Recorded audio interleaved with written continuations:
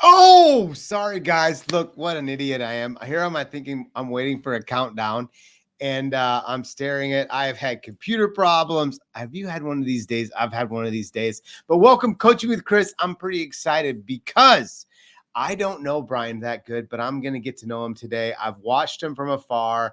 We have common friends and I'm pretty excited to learn about his business, learn about a professional soccer player 5'10", and goalie, and what he's done for his mortgage career and what he's doing for coaching and helping originators across the country. Brian, welcome to Coaching with Chris. What's happening, Chris? We share the computer issues. I had the manual reboot right as I was finishing up another call. It said, "You must reboot now." I'm like, okay, well, then that's what we're going to do. I know. I can't control it. I'm not that computer. I'm not the greatest computer guy. But I thought I had everything set, and then all of a sudden it was gone. So then they're like, go, go. And I'm like, oh, okay, well, hey, we're human, Brian. We're human. That's all we can say. That's right. We keep moving forward, right? It's like one of those, like, I can get mad and frustrated, or, I can just enjoy the downtime while it's restarting. I'm like, I've got another device. I'm going to respond to people and stay busy and active. So, I mean, I know that we share a friend, Chris Welton, who's near and dear to my heart. Has been a great partner. He's really fun to watch his business grow. But tell me a little bit as getting to know Brian a little bit. Like, tell me your mortgage journey. Yeah, like most people, I set out probably by the age of 5 to want to be in mortgage, right? Oh, really? It's always one of those. Hold on, what? No. It goes back, and you alluded to some of it. Is I was a soccer player, right? I mean, that's where I spent countless thousands upon thousands of hours. And starting as a young kid, my dad was our coach at church, and I had some amazing coaches. I did travel soccer, and then I was fortunate enough to do pretty well and got a scholarship to play D1 at University of Memphis, and was able to play 4 years there. Went on to play a little bit of professional and semi-professional ball, and I loved it. It was my life, right? It was like my identity, and I learned so much on and off the field. I got done, Chris, playing soccer, and I realized, okay, I need to go finish my degree. And it was part of what I'd promised my parents was, okay, I have this scholarship. I will go play soccer, live out my dream. And I decided I'm going to come back and finish. And I'm finishing with business, marketing, all this major. And I always liked finance and numbers a little bit. That was kind of like, if I were to pick a class, I would go, man, I would learn more about economics, finance, marketing. And so I thought I would get a job in the bank, right? And go financial advisor. And these guys looked awesome, right? Like my friends' parents and some of my friends that were older than me, they would dress up in suits, nice cars. Like, I'm going to go do that. Nobody would hire me. Like, literally, no one would, because all I had on my resume was soccer. I had worked in men's clothing and sold retail, like probably most of us at some point. Like I had done that. Now, how old are you now? What now? How old are you at this point? So at this point, I am 22, just out of college, coming back and trying to figure out where I am. Almost 23 because I'd played a couple seasons, and I really had nowhere to go. And I go to a college career day back at University of Memphis, and I'll never forget. I met these guys from Wells Fargo Financial, and they said, "We hire people right out of college. We teach you, we coach you, we train you, we pay commission, we give you a base salary, we teach you your credit, income, and assets." Anybody that doesn't know much about that is like, we're in a strip center, if you can imagine, by a pizza buffet and a Chinese buffet, and we're helping people finance furniture that you hear on TV about 0 payments, 0 interest, and you're cold calling people to upsell them credit cards, auto loans. If you got really good and lucky, maybe you got a mortgage, but as a refinance, debt consolidation, like 18%, 20%.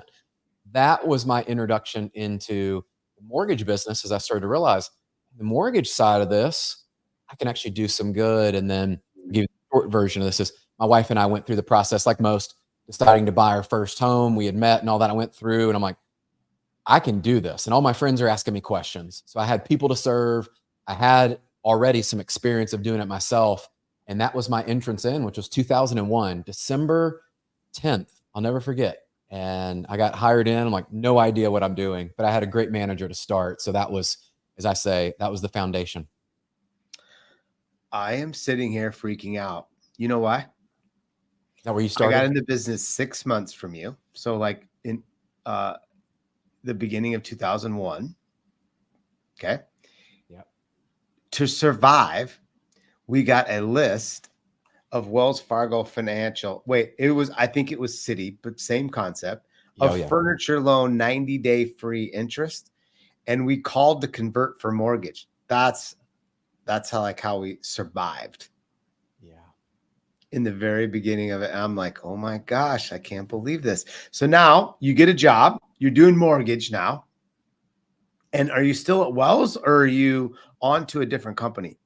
I stayed at Wells for 13 years and I was in Okay. many different roles. But after about 18 months of doing the Wells Fargo financial side, I had a friend over in the mortgage side, and Mhm. they gave me this amazing offer, Chris, like, $2,000 a month, right? So I leave my job that I'm actually doing pretty well, and they say, we're going to give you $2,000 a month for 2 months to come over here. You got to repay that, right? I'm going, okay. My wife's an ICU nurse, and so we have some stability in her income. And I'm going, well, I really think I should do this, right? I'm having people asking me. It just looked like it was a better opportunity. And let's be real. At some point, I didn't want people walking in the strip center, and I didn't want to drive 45 minutes one way and all that. I'm like, I think I can do better. And I Yeah. did. After a year, I was the top producer in the branch. And I had, again, some amazing mentors. But what I would share with you is I started as a junior loan officer, which I think was key, and actually sat in an office, if you can imagine, almost a 10 by 10. And I'm listening to my senior loan officer, the conversations, how he's quoting rates. I would go on joint sales calls. I would go out on the weekends to open houses. I would go to our church. I would go to soccer events. And like, anybody and everybody that would talk about buying a home, I just started to go out there and start to build it up. So I moved over and did full-time mortgage after that. And that was really the catalyst of how I got to Wells Fargo. And I ended up staying there amazing 13 years, man, amazing run. And of course, they promote the top producers to branch manager, because why not promote your top producer? I knew nothing about being a leader, by the way, a whole other conversation. But I will say it was phenomenal in that what Wells, those of us that went through that, the training and the people that were there during that season, unbelievable. Like, just they taught me and actually gave me what I still say is a foundation of not only sales, but marketing, just hard work. Back in the day, Todd Duncan had I Trust Sales and Marketing discs we would listen to every Oh week yeah. in our Me sales too. meetings. And so that's how I came up in the game. And I was the guy like, what's the new CRM? What are we doing with this? What are we doing with that? And I was a little bit of an innovator in that sense of, I didn't know any different. I was just the new guy on the block. You took a big step when you went from Wells Fargo Financial to Wells Fargo Home Mortgage. What'd your wife say? Well, she's been still to this day, we married 23 years this year. She is still, and thank you. Yeah, it's one of those, like, she's still like my biggest supporter. She's like, I knew when I met you, whatever you wanted to do, you would do it and do it well and take care of us. And so I am blessed. And that's, I always say, like, outside of like my faith, like that's my best decision I've ever made, is marrying the right spouse. Because you go, man, through those seasons, she's like, yeah, I think this will be better because you're going to succeed at it. You're going to enjoy it. Our friends were asking questions already. And so it was never a doubt of like, why are you doing this? I mean, there were moments where we're like, I mean, I'm making good money. Why would you go do that? But no, she was supportive throughout it. And I will say, having that stability of people around me, that it wasn't very long, really. Once I started closing loans in a couple months, as you know, you make more money on the mortgage side than you ever could just in a straight salary. Yeah. I would say still to this day, Wells Fargo beginner stage training is one of the best. It's probably one of my favorite to hire from. So yes, Wells Fargo, I do love hiring your employees. You do such a good job. The compliment is real. And they hire right out of college, train, and then you have something immediately. I just interviewed a bunch of my loan officers, and I was like shocked. Like 6 of them came from Wells Fargo, either in rehab loans or different departments, never home mortgage, but just different areas. They just did such a good job training. So now you're 13 years in Wells Fargo, and did something like Spurk, like now's a change, or? Yeah, culturally, it was after a lot of the bank mergers and the whole Wachovia thing had kind of played its course after, '08. And what I started to realize was, huge company, right? People don't realize, like, over 200,000 employees, 83 business lines or something around that. And mortgage was just one of them. And I started to see the shift of people that were on our team were leaving to go to some of the other organizations. And this is the way it happens in our business, Chris. I don't know about you, but I had a friend that moved over to Movement Mortgage, Mm. and they called and said, "Hey, you need to go meet these guys. You and Casey would hit it off. Like, our birthdays are a day apart. He played professional football. I was professional soccer. Like, we were both into CrossFit."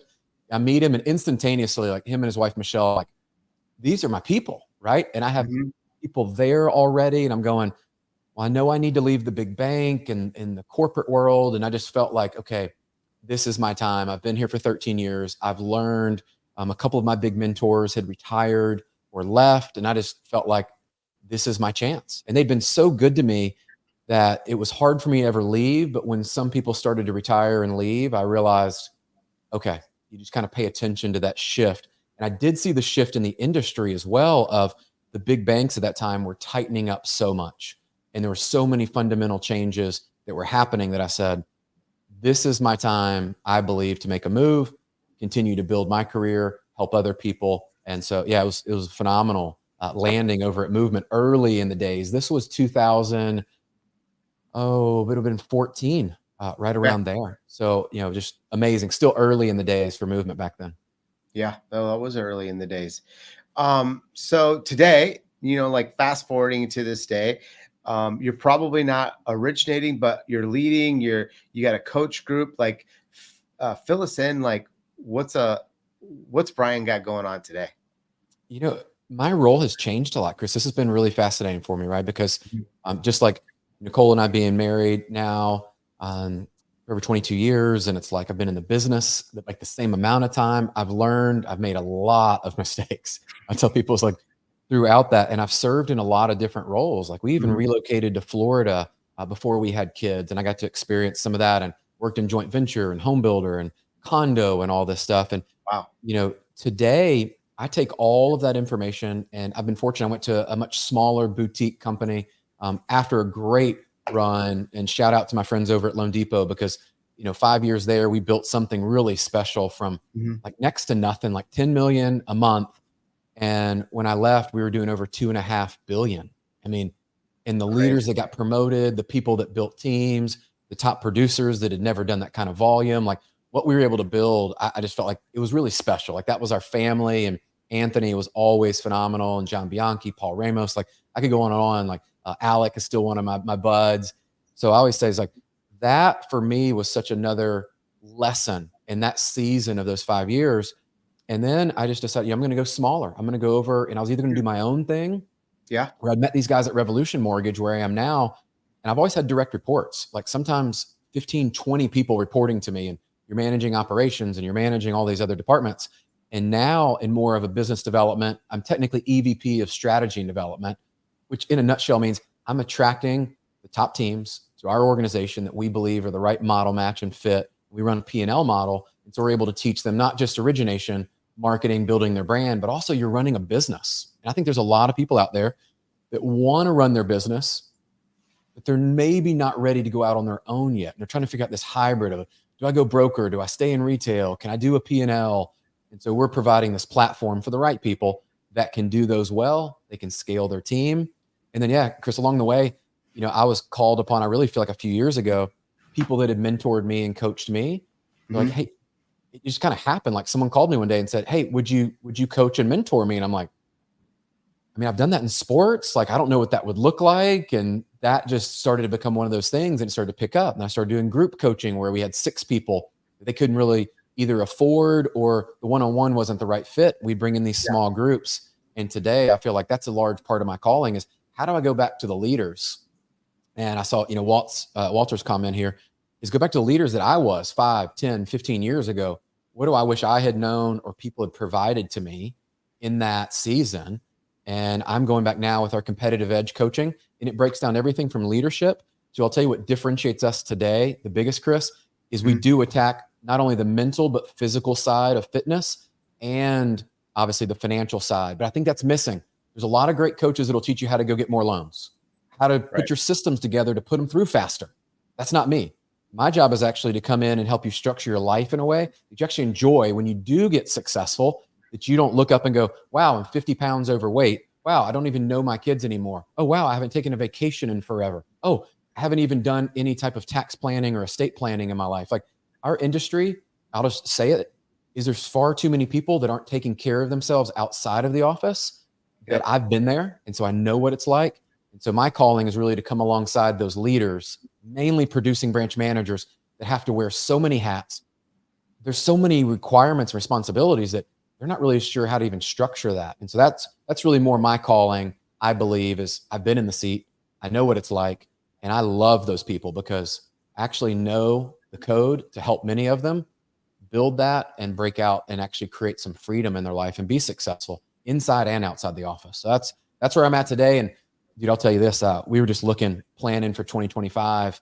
Shout out to our team at Revolution. We will be up about $1 billion this year, 1.7 to 2.7 billion in a market, which, Chris, like we're fighting, every day is like, the market has not given us any of this. It's just doing the right thing. We say, do the right thing, take care of your people.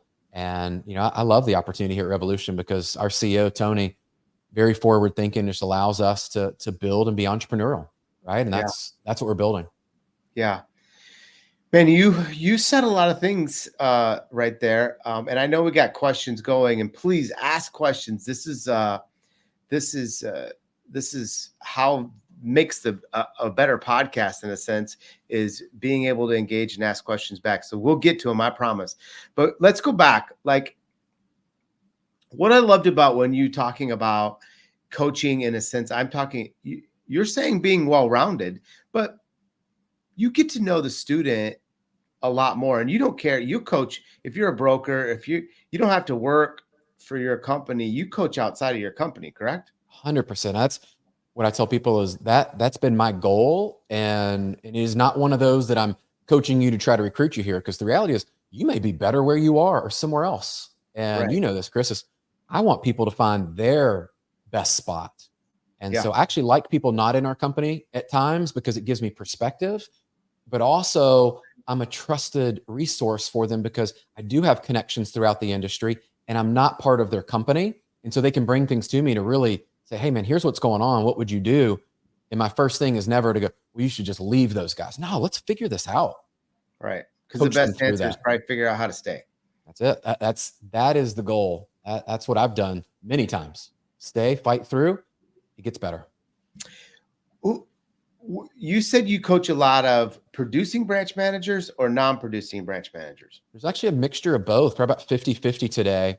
What I've seen is there's been a shift of the producing branch manager is starting to really resonate and come back because they realize today, because like they've built their production, they've got that many times nailed down. But this whole other side, whether it's recruiting, whether it is building their own personal brand, whether it is they have dreams, a lot of people today want to speak on stages. They want to go out and give back. And they're just not even sure, like, where do I start with that? And, a large part of my journey has been that of like, put myself out there and speak on stages before I was ready, get people like Renee Rodriguez to teach me, coach me, train me. And I think a lot of them are wanting that. The non-producers, they're usually coming for a very different reason. I believe we're very much going through a huge shift in our industry of middle leaders and C-suite leaders. In most organizations, retail specifically, are under attack in the sense of margin compression. And you also have, do you need that many layers? How many layers do you need? What does that look like? What's the role look like? All of that is changing. And we can debate this for days, but the reality is the role has changed years ago, and some people are just now catching up. And so those are some of the non-producing leaders that one comes to mind right now. They're actually reporting that I work with. They're reporting up to the CEO of their company. I love those leaders. Like I know exactly what they're going through. Yeah. Yeah. I think you're better producing branch manager. I didn't quit originating until a few years ago. But I was a non-producing branch manager and I didn't think I performed very well.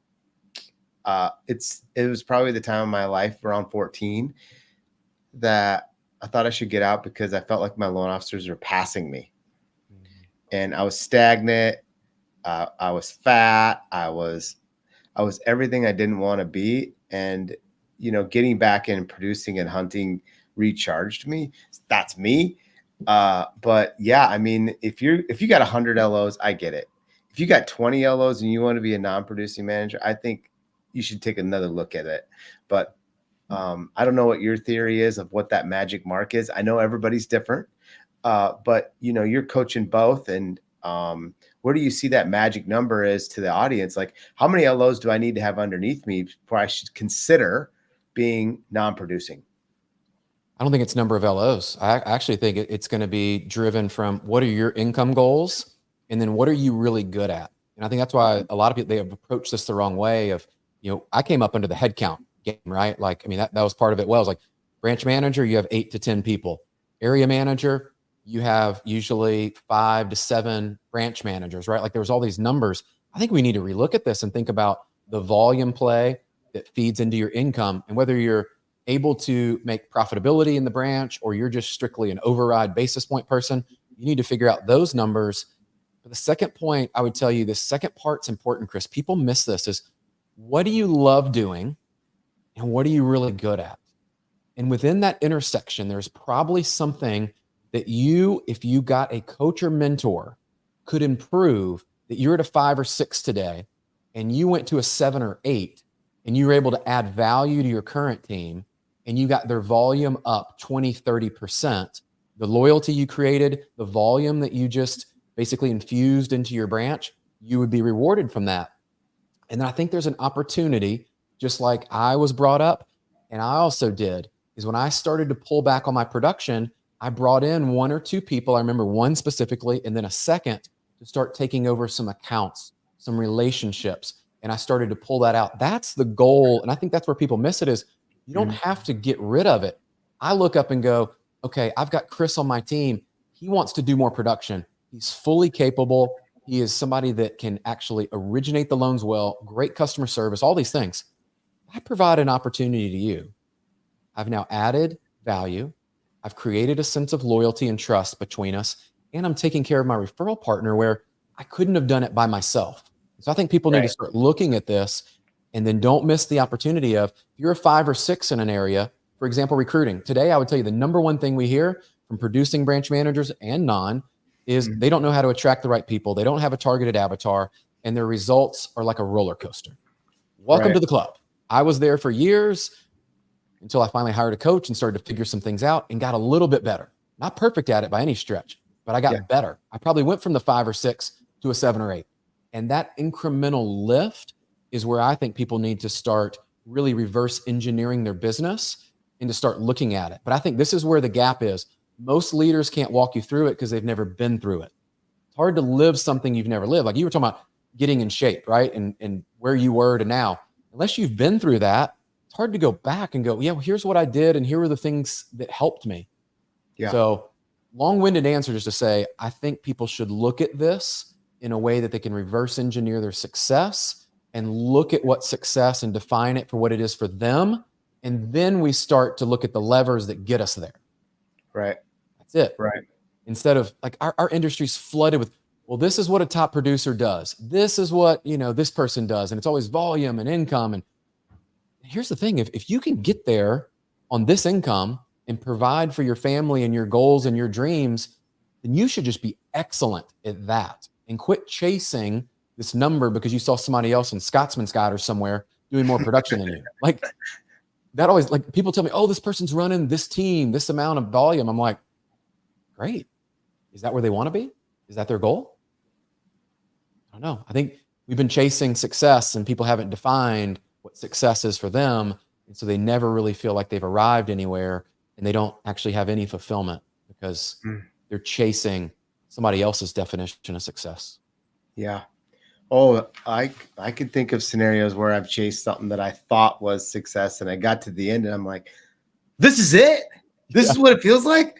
And then you're like, well, this sucks. This is not what I wanted. This is not what it's supposed to look like. It's supposed to look totally different.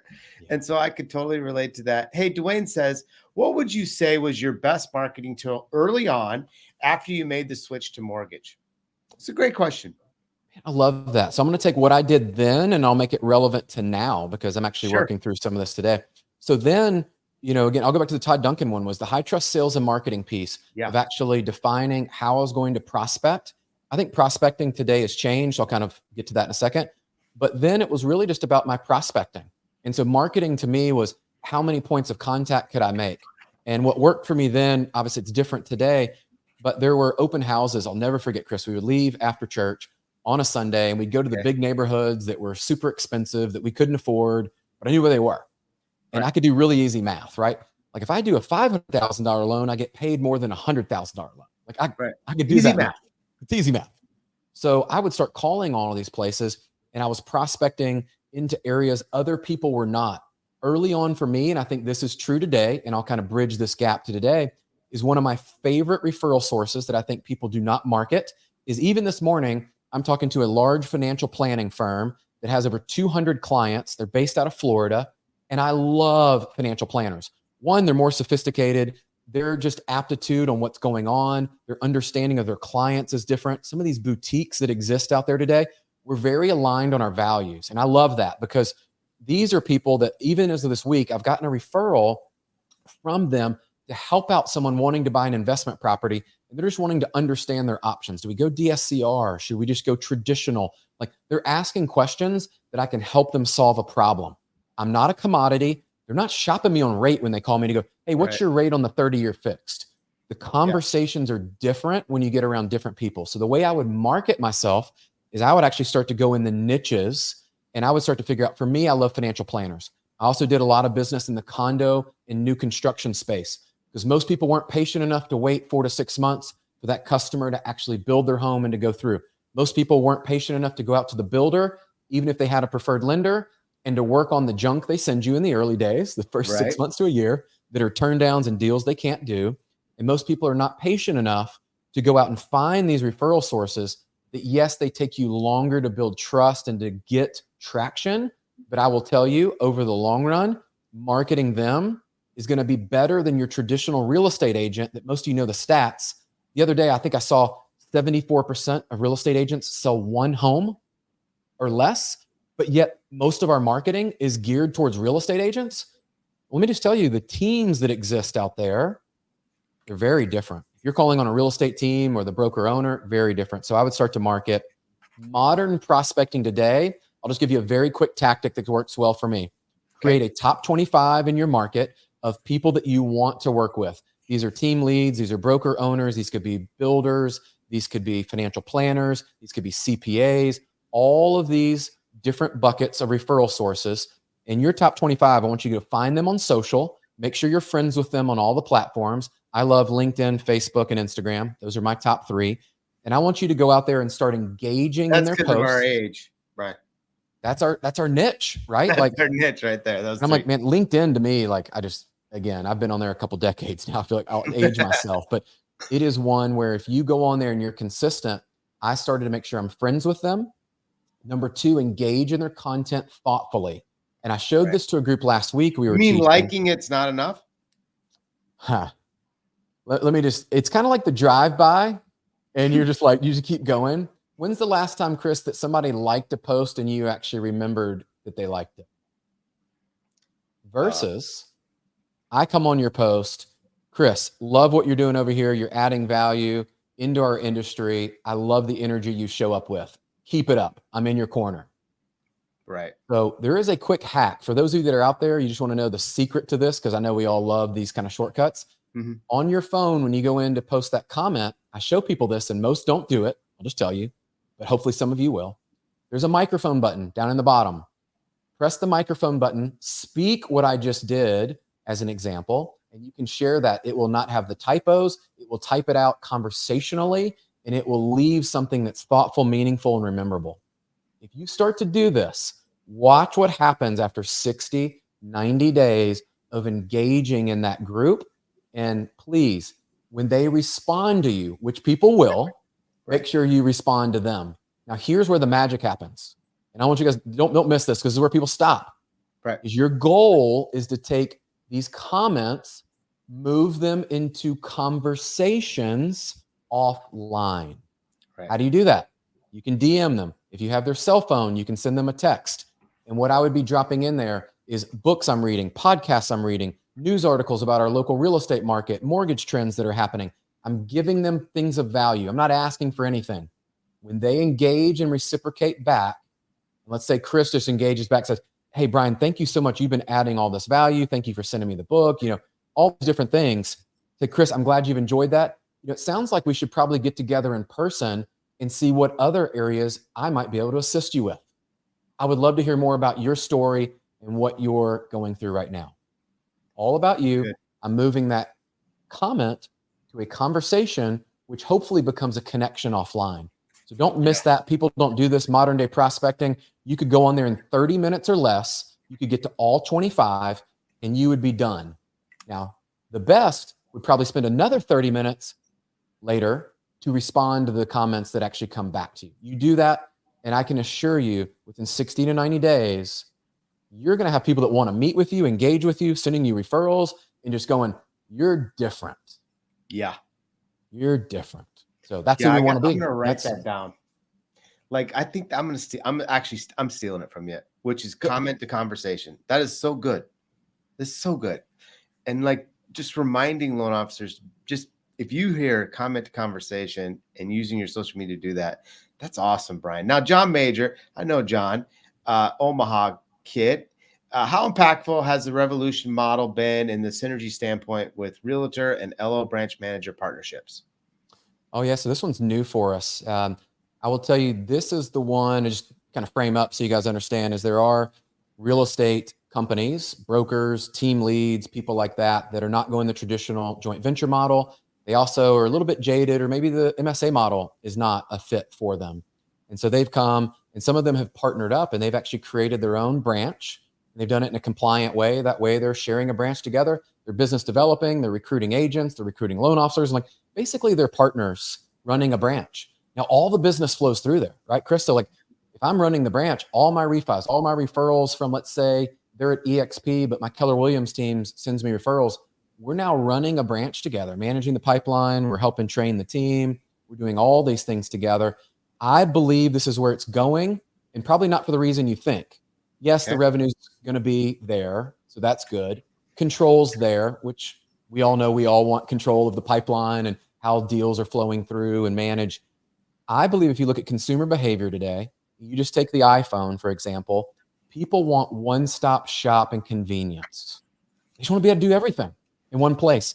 And what we're seeing is buyers, all different demographics, first-time home buyer all the way up to investment buyers, they want to go in and have that expertise from the real estate side, the mortgage side, even the title side. They just want one stop to put together and to make some of that simple, right? And that's where I see these partnerships. I know we're not the only one that does it, but I think we do it in a nice way that really is, one, compliant, because you've got to make sure you do that correctly.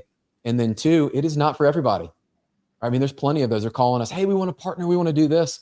And we explain to them the standards and the guidelines. They're like, oh, nope. And they're like, cool. Hey, if you're not willing to do these things, we're not the right fit for you. So I do think this is going to be an evolution in our business, and we're in the early innings of it.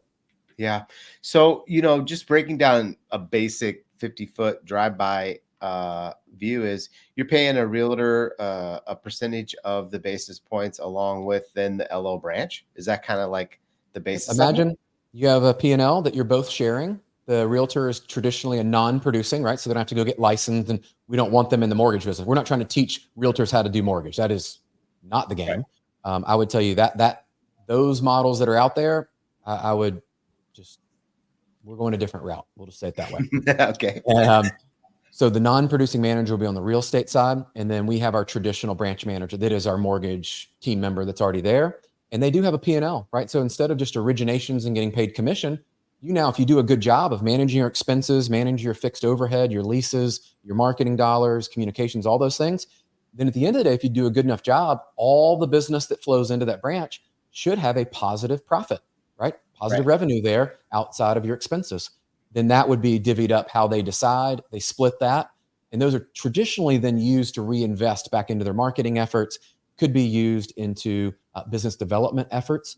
And they're actually managing a company in a small way, like a joint venture, right? But now having to put up the capital, go through all of that additional red tape.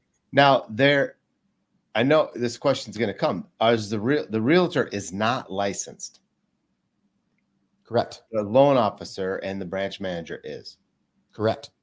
And can the loan officer have more than one company, like meaning they had two different real estate firms or just one? Well, they would have their one P&L that they would set up. And so that one P&L is where all their business would go through. So whether it came from that agent, they self-sourced it, it was a refinance, all of that has to come in. That's one of those compliance pieces of, if you started to segregate that, now you're starting to pay based on just the referrals. You want to just have where you're running a branch together. That's why I always like, this is a full-blown partnership. And if one side is not pulling their weight, there'll be more tension. And so Right. that's the best way to think of that branch is you're both running it and generating leads, opportunities. And at the end of the day, you do a good enough job, there's more to share. Yep. Awesome. Brendan, what is the best advice you have for top producing transitioning into leader or branch manager with that shift? Ooh, I love this question. A good one. What's the best advice, Brian?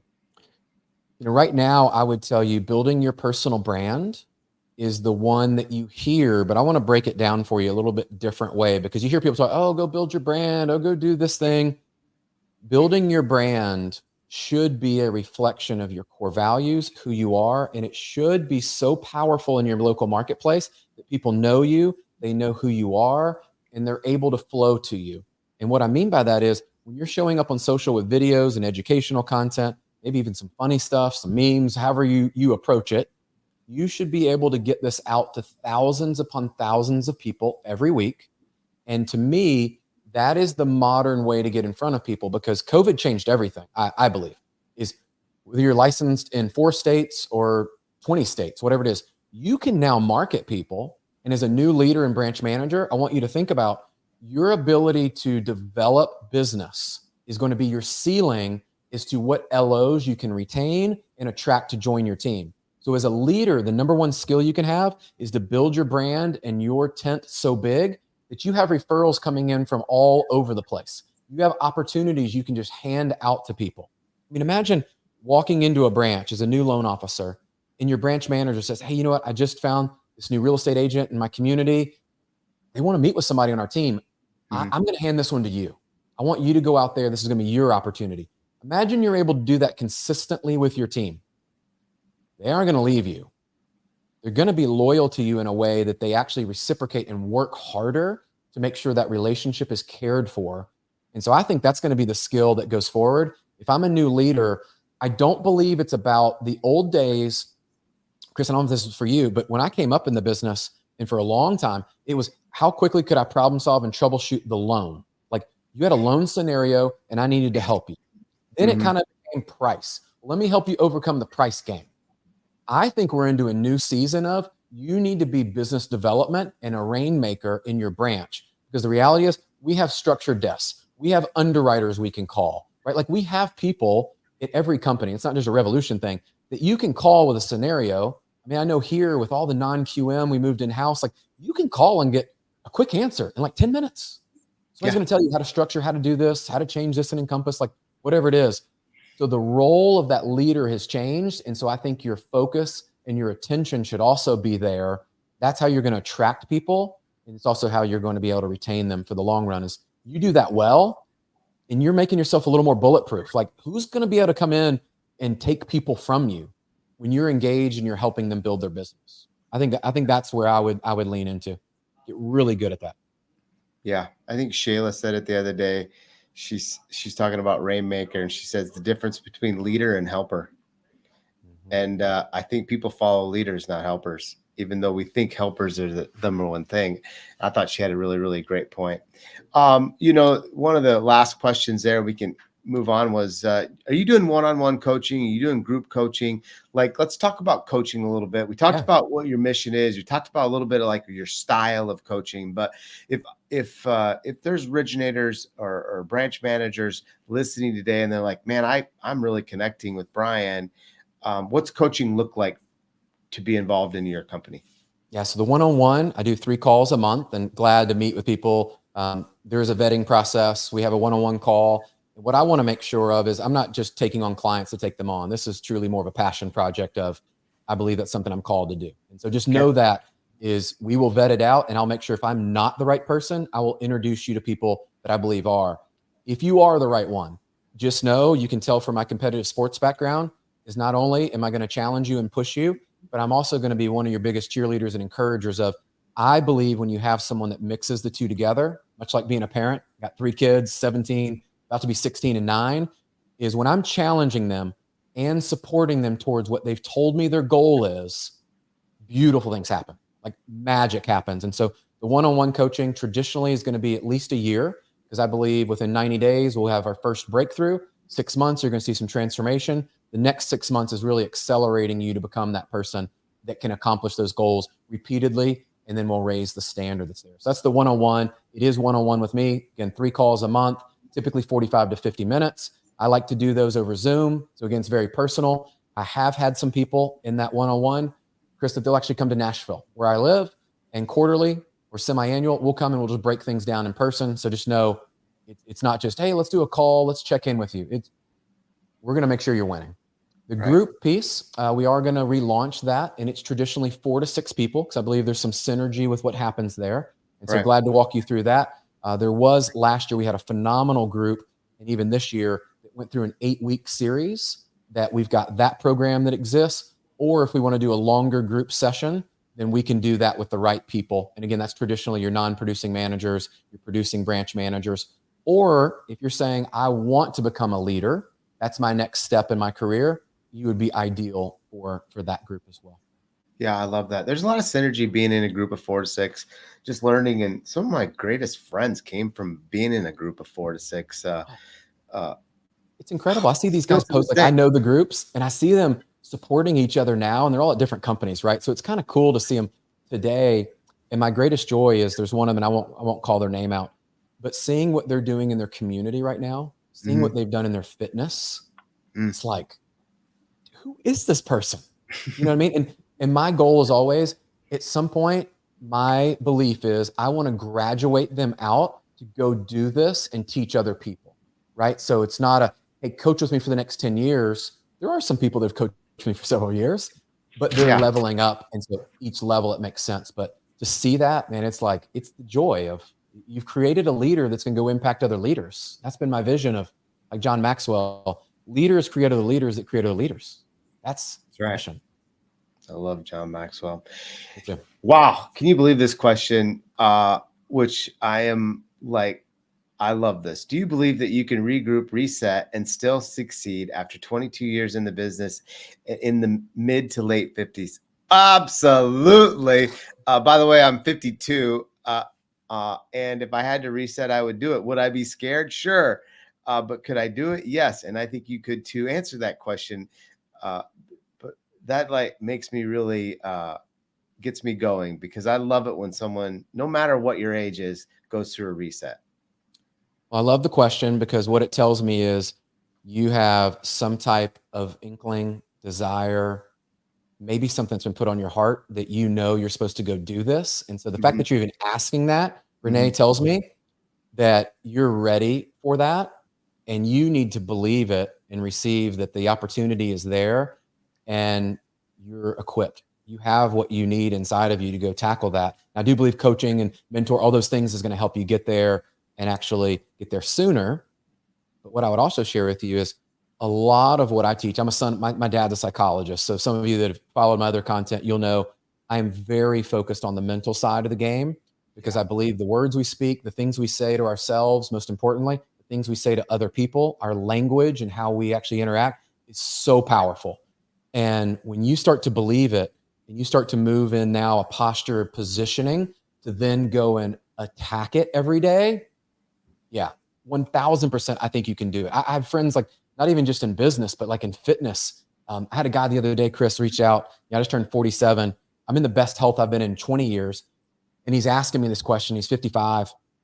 And I started to share with him 90 days in and what he's lost, what he's done. He's going, yeah, in my business, he's in construction. He's like, my business is thriving, my marriage, and like all these things. I'm going, that's the idea. It's all intertwined. So 1000%, Renee. Just asking that question means you need to go do it, really. Yes, please. You can tell I get excited about this because I have seen and I've experienced it myself. When we have that calling and we have that desire, we need to go act. We need to then put the actions behind it. What's the next 5 years look like for Brian? We're building Revolution, which is going to be fun, man. It's such a journey, and I love the vision that we're attacking there is to stay small, boutique, and keep that to a small group. But I'll tell you, I'm in an interesting season right now where our oldest is a senior in high school. She's going to be going to college, and then we've got our middle child is a sophomore in high school, so he'll be going to college. So we'll have one kid at home, which we've almost never had because our two oldest about 18 months apart. And so I'm looking forward to that next season of building the company. And then obviously I've diversified out and got into some other investing because I believe you should diversify, right? Shouldn't just be doing one thing. And I see the coaching business expanding quite a bit. I know God's put that on my heart. And the people that need it, that continue, like even this call, it's a validation for me. I look for those signs of like people need that. And so my job is just to get in front of more of them and to serve the people that are there. And I'm excited. I will tell you on a different front, Chris, I mentioned that I'm in the best health and shape I've been in over 20 years. I just wonder what's possible. Like this for me has become this game of like the human body and the mind, I think are so powerful. And when you start to unlock, you start to really realize all of the opportunity, I'm excited for where that goes. Because if you'd asked me 5 years ago if I thought I would be here, I would have laughed and been like, I'm just too old. Like I can't do that yet. I could get to here, but I can't get to there. Right. So now just breaking these limiting beliefs myself and helping other people do the same. What's one big goal then you want to accomplish? I'll tell you on the business side is building out Revolution. Our dream has always been to build this over the next really 5 to 7 years of 8 to 10 billion a year. Yep. Small 150 branches, take care of our team. So that's really important to me because that was my commitment when we came on. And then building this coaching side has been really crazy. My coach challenged me the other day, and I'll share this with you guys so you could probably use this, is I shared with him my goal, and he asked me this question. He said, are you protecting yourself with that goal? That's a good question. Truth, confession, yeah. And my goal, without sharing too much with you guys, is the revenue number. And what I shared with him was, I can do that. I mean, it's not going to be a challenge. And he said, well, what would it take? And what would be the goal that scares you? The one that, like you would tell me, but you probably wouldn't tell anybody else. Right. And so, so I told him, and he's like, I think you need to think bigger. And so my homework has been thinking bigger, and I'm going through why I want that, not the number. The number is just, and I started to figure out, Chris, to back into this, is the number of people is where I've landed, the number of people I want to serve. How many leaders can I serve? And ratcheting that up, I'll tell you, from like, yeah, I'll help 10 leaders. And yeah, maybe I could help 100 leaders. And now I'm thinking crazy of like, is there a way I could help 1,000 leaders over the next 5 years? Wow. I don't know. I mean, it's possible.